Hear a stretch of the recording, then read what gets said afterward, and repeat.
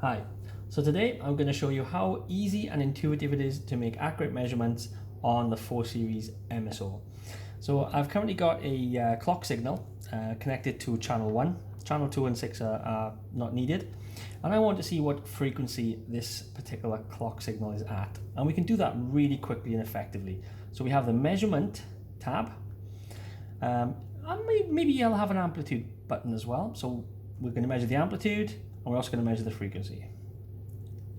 So these two particular measurement badges now will remain there until I turn them off, even if I was to turn channel 1 off. So as you can see, I've turned channel 1 off. I can turn channel 2 on, but I still get my measurement badges running through their measurement cycle. So I'll just turn channel 2 off, and I'll put channel 1 back on. I could even look at the statistics. So if I press on the measurement tab 2, I can look at the time trend, I can look at the histogram, and I can even look at the spectrum.